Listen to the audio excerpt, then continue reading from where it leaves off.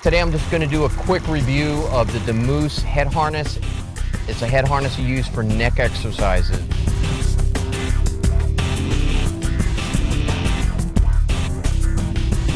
I had a chance to use it this week and made some interesting observations. So stay tuned and let's check it out. All right, I wanted to quickly just talk a little bit about the park that I'm in. We're in Maitland, Florida, and this is a really nice little park. It has a nice circular pathway around it. As you can see behind me, it's sizable, so it's not just like a little pool of water. It actually can take a few minutes to walk around, just to kind of talk, a walk and talk place to come and relax. They've got tables on the side. You've got your typical wildlife here. You've got your ducks, your squirrels, and turtles. It's got a nice addition here with the fountain. It's a nice ambiance that it creates. You got a nice train that comes through the back here. It's kind of an interesting addition as well. All right, so enough about the park. Let's move back into this.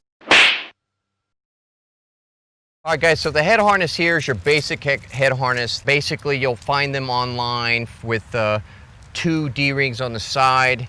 You'll have a horizontal strap here that's adjustable in the back. You'll have either Velcro or buckle back here. You then have a over the head particular part of the strap that goes over that. This may or may not be adjustable. Some models do, some models don't. You also have a chin strap that's included in there. Again, Velcro or buckle on that.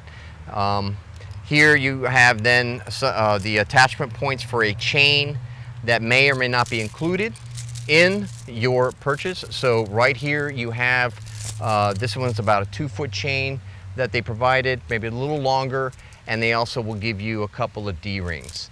Now that's where it all starts. This particular model right here, let's take a closer look at that and see some of the features that it offered coming out of the box.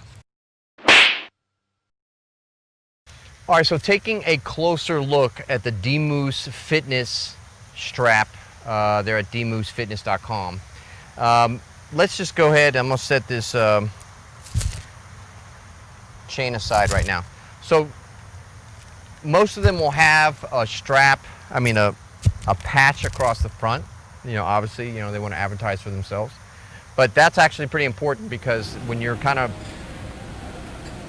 using the head harness in the gym, you're kind of dropping it, putting it down, throwing it back in your gym bag, and then you're picking it back up. So having a front of the strap kind of clearly identified is pretty helpful on that. So if I look around here, let's go ahead and open up the head harness here and see what we got. So a lot of them will have, like this one, they'll have a neoprene inner along the straps. Now you totally need that for that little layer of comfort as you strapping this onto your head.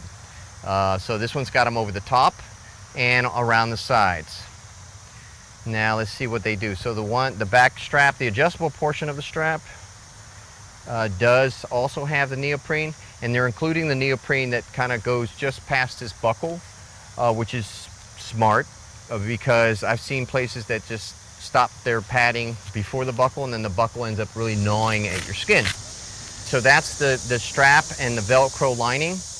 This particular one has D-rings on it that are round. Some of them, and I've seen complaints that are pointed or like triangular, which are something you want to avoid because as you're rotating your head, the chain will shift drastically from one corner of that triangle to the other, and it's a jarring effect.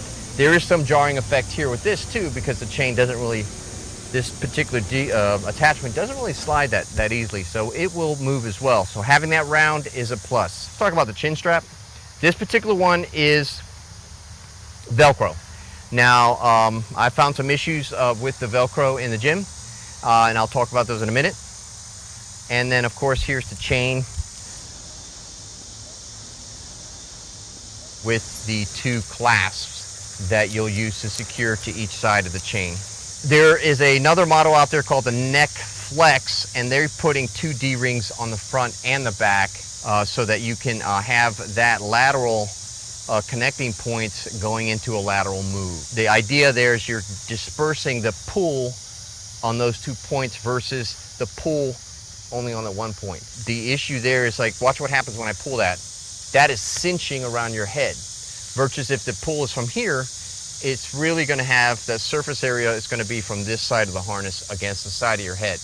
This one will cause like this cinching effect and start like kind of cinching around your head, causing it like a strangulation type issue. I know it's a scary word, strangulation. So let me put this on and I'll talk to you a little bit how I experience this in the gym. All right, so let me just go ahead and put it on. When the first time you put it on, or there's going to be a point where you're going to adjust the tightness of it. So you kind of get it to a point, put it on. It kind of fits like a boxer's little helmet, and it goes on pretty good. All right, and you can adjust it. That's fine. Your chin strap will have the Velcro. It is rigid. It is not elastic. So now you would consider this on. This is all the adjustments you have: the chin strap and the main strap around the back of your head here. So this is considered on. And then off to the side you have the rings. Now let me point out where the rings set, which I didn't notice, but are actually a key positioning point while you're doing the movements. They are set up in front of the ears. Now if they were set completely above or right on top of the ears, there would be some issues there, because when you, and I'll attach this now, when you are doing any forward movements where that chain is coming across, I've noticed that it really gets tight in there and it starts touching and rubbing up against there. And so having them forward of the ears is a lot better than having them right on the ears. When you're doing exercises with the weight behind, it's actually going to come across your ears. You see how that's coming across your ears? Now that is a stickler point, is you're going to have that cross cut going across your ears with the chain. Way to work around that is to get the strap, the head harness, with the dog ears. So they'll have the strap material come down, and then your secondary D-ring. They'll have these D-rings here, but then they'll have two dog ear looking rings coming down with the D-rings down here. That to me, I think, is going to mitigate the cross cutting over the ears and across your face. A little bit more comfort there. Back to the strap. All right, so we have positioning of the D-rings off to the sides, and we also mentioned how these only have 2 D-rings and not 4. Now 4 will come, I've only seen one model actually that has it, and that's on the Neck Flex product that's out there. I have one coming in. I don't have it in my hands yet, but let's just say it has 4 D-rings here. And as I mentioned to you in the first part of this video, we have 2 points here of contact to then use for your sideways movements, which I have thought about, which makes total sense. Because as you're pulling on this one, these straps are going to have a tendency to want to come in, just like anything, right? And that compression is going to occur. Simple math, simple physics. Put them out here, you're really not doing a compression against your skull. You're really just using that strap from an equally, from that surface area that's going on the opposite side of the strap. Now, do you feel it in principle? No. I use this in the gym sideways, and I wasn't really tracking that issue as far as head cinching.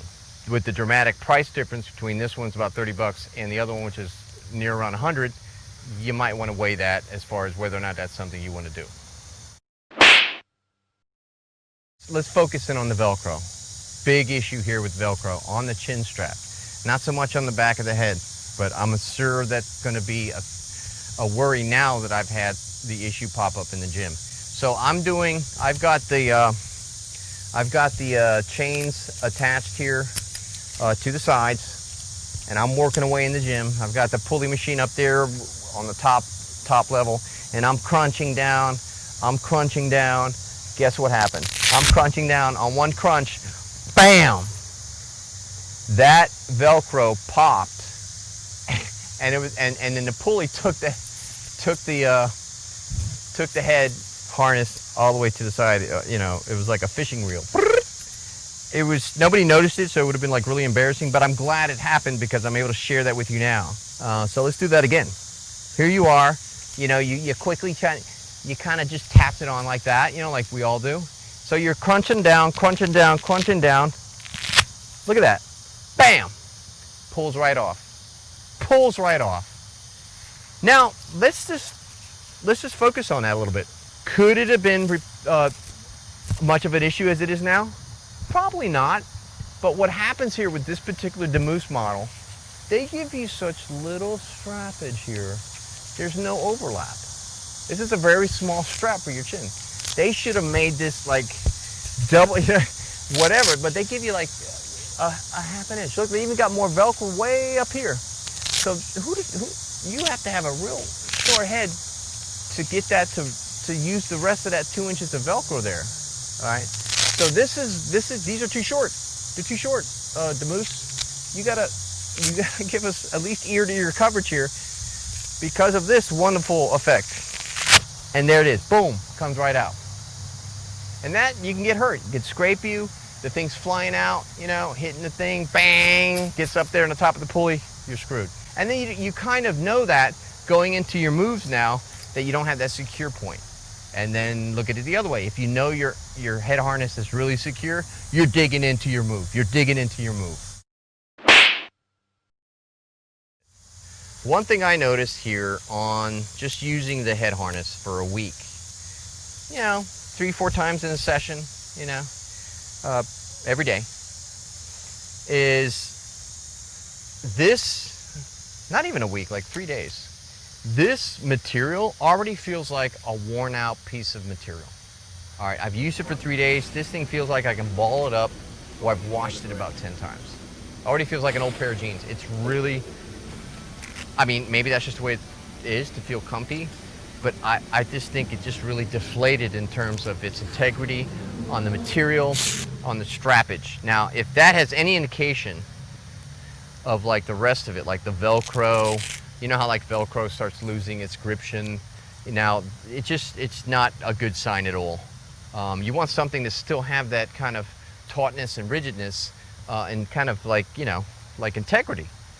But that leads me perfectly to the quality control issue on this particular product, on DMoose's head harness. All right, so let me put this on again because I'm gonna wear it.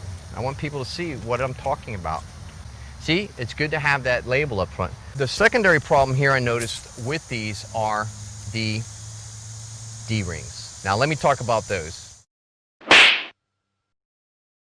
These spring clamps are like those cheap ones when you go into like a key section of Home Depot or something and you see like this little $1.99 thing and you get those little D-rings. These are what those feel like. You don't want that feeling when you're getting into a gym piece of equipment where, you know, pounds are being pulled and chains are being used. That is ridiculous. Look at that. I'm able to pull and push the clasp thing, and this little rivet pin thing is already about to fall out. If I push this too much right now, it'll break. And this is like a real cheap, tinny feeling. It isn't that heavy metal. Really? This is a, let's put something together and call it a spring clamp. Just putting this on, you feel like something's going to happen. The chain, well, how can you go wrong with a chain? The chain, I would say, does not have a center point. So I forgot how many of these are, but there's not like an extra one to be centering on. So if you wanted to hook that like as the center point, you can't. So it's always got a running through there. The chain holes are very small. So if you wanted to go direct to the equipment in the gym, it ain't gonna make it. You're gonna need a secondary connector like this, or a better one than this. Overall, again, they've touched on every part of what a head harness should be. They've got the clasps, the D-rings, they've got the patch in the front, they've got the neoprene, they've got an over and under chin strap, they've got adjustability, and they got a chain.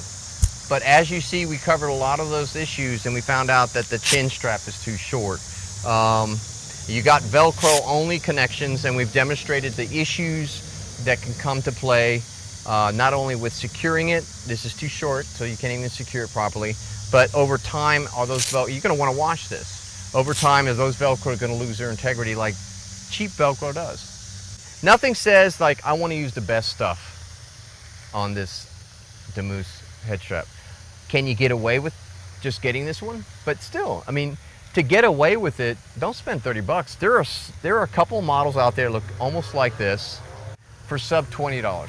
Sub $20 purchase that you can throw away in maybe 3 months, a month, maybe, until then you realize you want to go for the upgraded models that are out there. Of course, one of the things we covered, which is like really bad for me because I like connectors like these, are the spring clamps. And these spring clamps are like, really? Look at that, off to the side.